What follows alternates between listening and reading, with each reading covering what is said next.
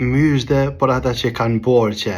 Me siguri e keni vrejtë edhe jo, e ke pa që shtojnë popli, Allahu po të nimajke me nërejt shpin. Për tokë edhe për shpi edhe për martesi keni një këto, po të nimajke Allahu Azugjel.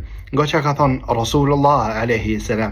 Ka thonë Allahu është me borxhlin, të më thonë në ndihmën e tina, duke i ndihmu atina, për derisa borxhin e tina nuk e ka marrë për diçka që e urrejnë Allahu Azugjel.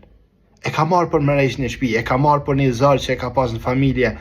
Allahu është në ndihmën e tina, sa që ka pas prej muslimanëve të parë që u shku ka marrë barq, vetëm për me kanë Allahu Azugjel në ndihmën e tina. Kështu që në qofë se e merë një barq, prej zorit që e ki, prej vështërsis që e ki, mos e mërzit, Allahu Azugjel të niman, vetëm merë me njetë pastër, e jo me njetë me e ba një darsëm që se ka ba kërkosh në katon.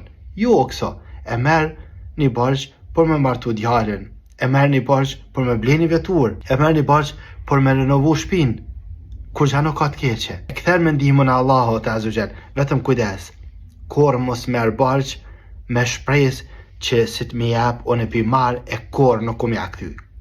Pëtën, thot Muhammed a.s. Kë ka me taku Allahun ditën e gjykimit si hajduk. Kë që i merë pare barq me shpres që si të mi jap kë, unë veç paret në gjep edhe i kësëm sheky ma kor mu. Allah në rujt. Kështu që myshde për ata që kanë barq, vetëm renegati fes tuj, edhe lot në Allahun Azugjel më një mu edhe mos merë një barq për harame. E lusëm Allahun Azugjel më në rujt.